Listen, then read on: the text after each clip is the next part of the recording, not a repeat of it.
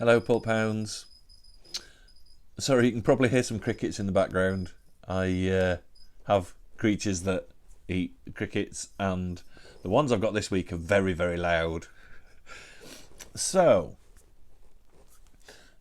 I know Guyan Smith was Mr. New English Library, but he also had some really good books published by Hamlyn in the late 70s and early 80s. And I thought I'd take a look at this little canon of Hamlyn paperbacks. So, first off, starting in 1979, was Locusts.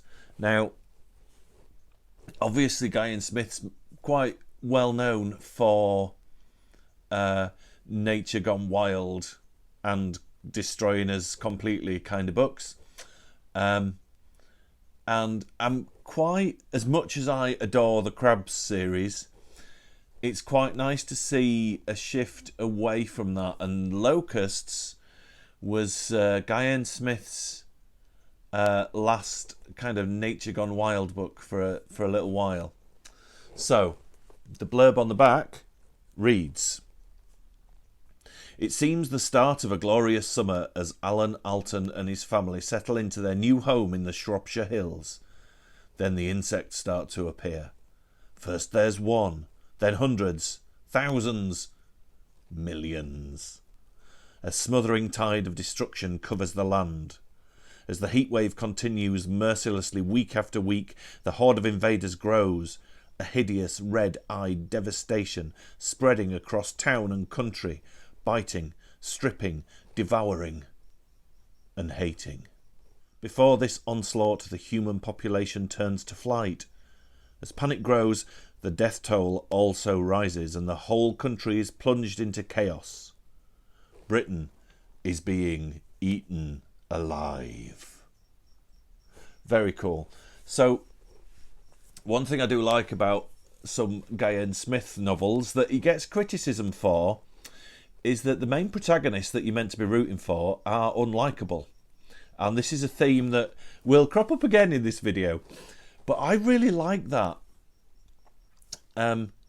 It spurs me on as a reader because I want to see what horrible messes these characters get into because they don't deserve my sympathy.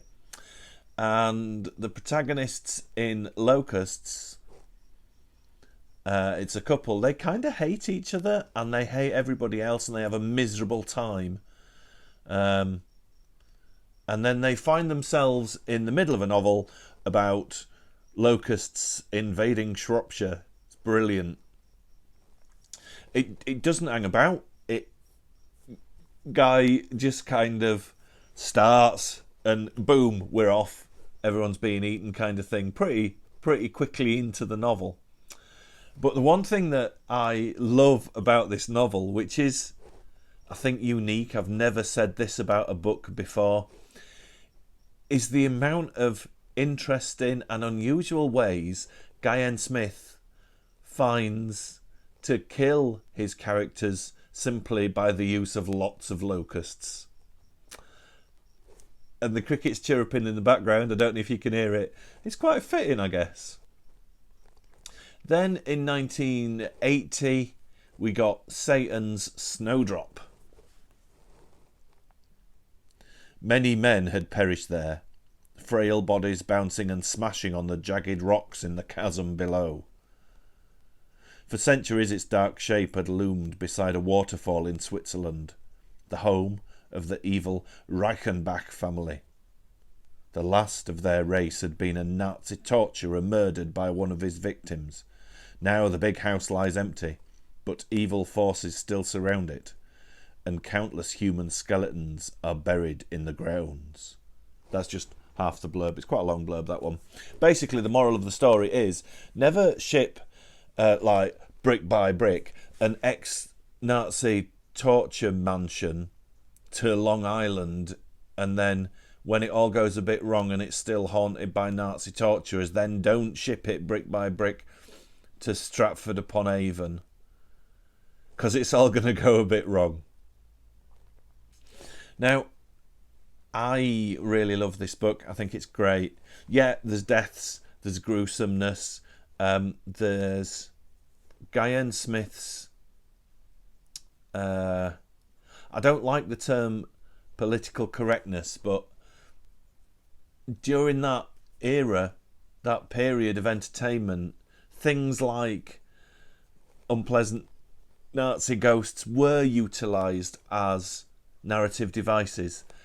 And as I've said in previous videos, if you're engaging with entertainment from that era, there's certain aspects that you have to morally be okay with. I'm not morally okay with Nazis. That's like, I'm the antithesis of that.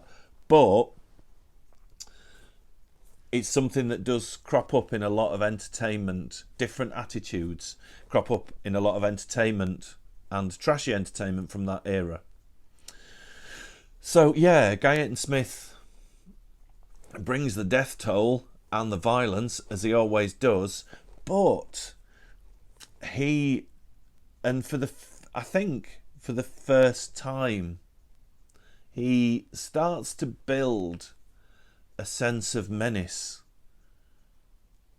which he's very adept at. When Guyan Smith was on form, I think he was a world beater. Obviously, I'm a fan, but he could build tension and suspense and fear through that, rather than just violence and revulsion, which is great in a Guyan Smith book. I'm not complaining about that, but this is a really good example of how he could ramp up that tension, and it leads to, as Guyan Smith books often do, leads to a nice satisfying end. And when you close that final cover, that back cover, read that final page, it's kind of like, yeah, I've had an experience that feels like I've got narrative satisfaction. We get a good end. Then in 1980 we got Death Bell. Again, quite a long blurb. I'll just read part of it just to give you a bit of flavour. The villagers of Torbury were intrigued by the new arrivals at Caelogy Hall. For years the deserted mansion had crumbled behind its 8-foot walls, brooding over the terrible tragedies which had happened there. The latest owner seemed very odd. Martin Hamilton hid away his wife and Chinese servant girl behind padlocked gates. Intruders were made unwelcome, and a savage dog roamed the grounds. Then it started to sound, the curious oriental bell that Hamilton had specially installed in the old belfry. Now, one thing I love about Guyan Smith's books is that he could drop in an entire narrative concept that you're not expecting. And I always try not to give out too many spoilers, but Death Bell is essentially a cursed bell that when it rings, everybody goes bonkers for murder and sexual violence. And that's the whole thing about this book, that it's a series of ideas that you're like, Guy, what are you doing? Look, I'll go with it, man. Yeah, I've spent me £1 on Death Bell in 1980. I'm going to go with it. But where are you taking me on this wacky and marvellous journey? And that's largely what Death Bell is. Obviously, it's punctuated by your trademark Guyan Smith gore and murders, and your trademark Guyan Smith really badly written smut. And it's punctuated by deaf kids, which was just an insane and magical moment in this book. Guyan Smith books, if they were movies, he would be up alongside Roger Corman and Ed Wood and Herschel Gordon Lewis and filmmakers that you watch their films and sometimes you just cannot believe what is unfolding in front of you. And then 1981 we got Manitou Doll. A seaside weekend. Violence breaks out. A horrifying rape.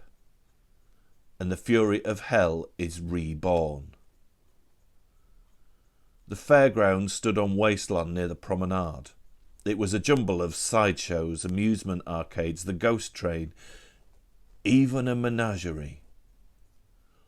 Also there was a fortune teller, the Red Indian girl called Jane, who sat quietly, carving grotesque wooden figures. Now, there's something I've got to say about Manitou Doll. And it's quite a difficult subject, I think. Basically, the whole novel is triggered by quite a brutal and unpleasant rape, which, as much as I adore Guyan Smith, I don't think he was deft enough to include it and it not appear like some cheap titillation. Certain things, maybe you need to illustrate that act of sexual violence. Personally, I think it's stronger and more effective when it's implied, simply because your brain works in ways that it can make things far more brutal and sadistic when it's not detailed moment by moment. Having said that, and I don't think it was necessary to be quite as graphic as it is in this book. Having said that, this is an absolutely perfect Guyan Smith book. It's like liquid Guyan Smith. So it kicks off with bank holiday seaside violence as biker gangs face off against each other, and that violence spills over into family holidays and days out. It's almost like the N in Guyan Smith stands for nth degree, because that's how much he ramps everything up in this book. It's revolting and violent. Again, the characters are unlikable and you don't want them to kind of overcome any odds, which, like I said before, kind of works. If you think like Nightmare on Elm Street, the character of Nancy in Nightmare on Elm Street, she's lovely and she's suffering for the actions of her parents and the parents of Elm Street. And she just wants to understand and try and survive and help her friends survive. And you feel, I think anyway, you feel a lot of sympathy for that character. But when they're just gits and there's crazy murderous chaos ensuing round them, you kind of want to be the one behind them, giving them a double-handed shove straight into that the maelstrom of chaos. And it's a very odd thing not to have any kind of protagonists that you're really rooting for, but it's quite nice sometimes. And obviously you can tell by the cover that this book features Mr. Punch, which the bit in the novel is, it'll stay with you. Either in a bad way that's going to make you want to sit in the shower with your clothes on, or in a good way that you will gleefully pour over the chaos and violence that ensues. I really like the whole idea of Punch and Judy. I find it very strange. Mr. Punch is an unpleasant character, and he's kind of the hero, even though he gets his comeuppance. And I don't like the crocodile eats the baby, and then someone gets turned into sausages, and the facial characteristics of Mr. Punch and that screechy voice. It's very odd for kids' entertainment, and I've always been absolutely fascinated by Punch and Judy. So maybe that's why I love this book quite so much. But yeah, it's the kind of book you wouldn't want your mother to know that you've read, because she would be disgusted with you. It's that good. Next up, in 1981, we had Doomflight. Fradley Airport seemed as good as dead. All that remained was cracked concrete and scrubland, half-ruined buildings, rusted steel hangars, and the rumours. Strange, grotesque tribal killings, bizarre accidents.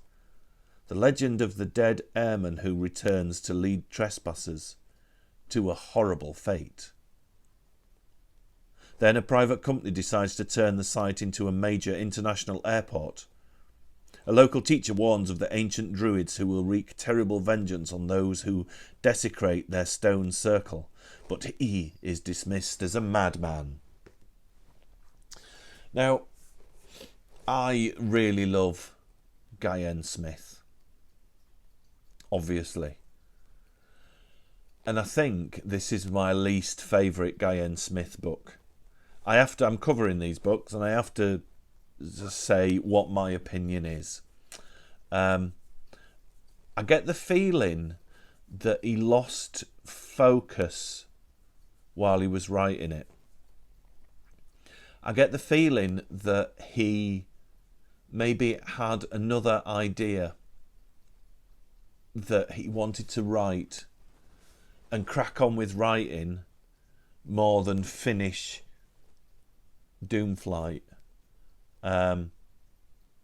It meanders, and meandering's not good when you've got a book like what Guy Smith gave us.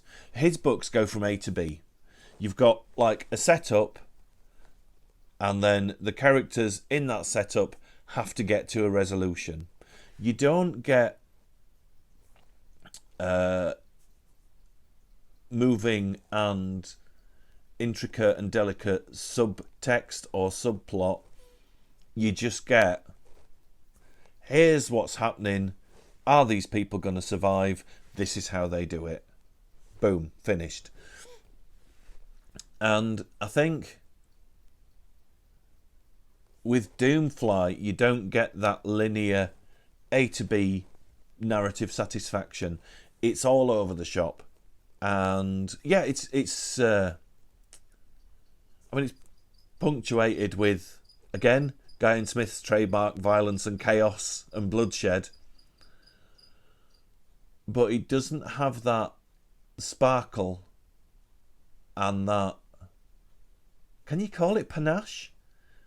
I think you can. It doesn't have that sparkle and that panache that a lot of other Guy Smith books do. Next up, we've got The Pluto Pact from 1982. A black magician screaming curses of hatred. A fiery object hurtling from the sky. A patch of earth where no blade of grass will grow. Centuries have passed since that terrible night of reckoning, but still the dark shadow hangs over a Scottish valley. Bob Coyle believes that his hometown is menaced by a new centre for disposing of nuclear waste, a lethally dangerous project he calls Holocaust. Yet his efforts to alert the people fall upon deaf or angry ears. For them, the centre means newfound prosperity. So the Pluto Pact, yeah. It's it's a really nice mix. So you get this age-old witchcraft curse from centuries past, mixed with this is 1982, the impending nuclear holocaust as things start going wrong with nuclear power, which was very current and topical for 1982. And after the kind of disappointment of Doomflight, Guy N. Smith really knocked it out of the park with the Pluto Pact. And I wonder if this is the book he was thinking about. If that theory is correct, and it is literally just a theory plucked out of my head, maybe he was writing Doomflight, but his brain was on the Pluto Pact because it is so good. You do get the Guy N. Smith sex and violence, but he brings back that mounting sense of tension and that something is going to kick off and something is going wrong, which he was very, very adept at. He could do that, and at this point I kind of get the feeling that Guy's demonstrating that there's more to Guy N. Smith books than Crabbe's, as much as I love Crabbe's books. Next up, also from 1982, we've got The Lurkers. They had mutilated his animals, driven away his family. Now they were coming for him. Snowbound in his lonely Welsh cottage, writer Peter Fogg is beset by the fear of intangible evil that forced his wife and son to flee. At first it seemed merely local hostility towards outsiders, hoax telephone calls, slashed tyres. But then came a new twist in the spiral of terror. So yeah, this is largely about country folk not liking city folk, moving into their idyllic rural community. It reminded me a lot of Straw Dogs, as the family is besieged, not in a kind of Night of the Living Dead type siege, but there's obviously a campaign of hate against this family, which Guy N. Smith writes really well, and it's a corking book. But then, after he's established the physical threat from the locals that lurk in the dark, he brings in this ancient supernatural evil, which multiplies the threat and changes the focus a little bit, which really works. I think I have had some wonderful holidays in Wales. It's a beautiful country. I have got nothing against Wales or Welsh people, but I think it plays on that thing where we all know someone who has a story about Wales, and it's like, oh, I went to Rhyl in 1982 and they were speaking Welsh. As soon as I went into the shop, they'd stop speaking English. They wouldn't serve me. You know, everybody's got one of these. Everybody's got a friend that's got one of these stories where they went to Wales once and they didn't like it. And it kind of plays on that a little bit. That's what it feels like. But, like I said, Wales is a beautiful country. I've had some fab times there. So that's not my opinion. That's just an idea that this novel seems to convey. But again, it's a good novel. It's wrapped up well, and it's a lovely example of Guy N. Smith getting us from A to B with an interesting start and a satisfying conclusion. Then also from 1982, we've got Entombed. Simon Rankin is a failed priest, a failed husband, and a failed exorcist. After a terrifying experience in a haunted house, he takes his girlfriend off to North Wales in a desperate search for peace of mind. But the horror he left behind is nothing compared to the chilling evil that hangs over Swgilla. I don't know how to pronounce things in Welsh. The villagers are frightened and hostile. His nights are troubled by dreadful nightmares. And down in the abandoned slate mines, an inhuman power is at work. So yeah, this is what makes me think that Guy Smith had an unpleasant holiday in Wales, because we've got a couple of I don't like Wales type books. I really like the structure of this. It starts with Simon Rankin being a failure and everything going wrong, and he's got very little left to build up from. Again, he's not an entirely likeable chap. And it's quite nice to see, as a narrative piece, like someone's life ruined and pretty much destroyed right at the start of a book, and then how he tries to build back up from there. And like a lot of Guy Smith books, you get a whole assortment of concepts all mashed up together. I think the best example of this that I've read is The Wood, which is a whole bunch of different horror ideas all shoehorned together, and sometimes they don't even fit or work together, but that's the Guy Smith way, folks. He just mashed up horror things together. So in Entombed, I don't want to give too much away, and I certainly don't want to put any spoilers in my video, but the ghosts are really effective. I kind of wish he'd done more straightforward traditional ghost stories in a way, and I kind of don't. I'm kind of glad he stuck to pulpy trash horror. But the ghosts, the concept of them and the execution, I think is really quite effective, and I thoroughly enjoyed.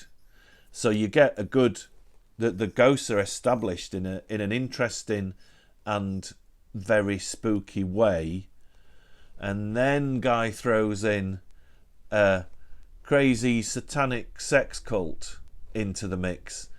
Welsh crazy satanic sex cult, which just brings you back down to earth with a bump. It's kind of like, oh, Guy Smith doing quite well crafted ghosts. This is, oh no, we're off. Demonic sex cult, all in the Welsh countryside. Brilliant. Thanks, Guy. That's what we wanted. Just to remind us that we were getting a little bit too classy there, mate. So that's the books that were published by Hamlyn.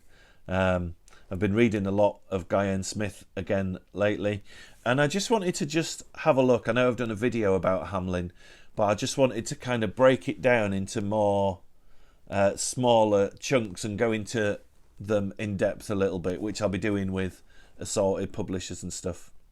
So anyway, I'll leave it there. Thank you for watching, and I'll see you folks in the next video.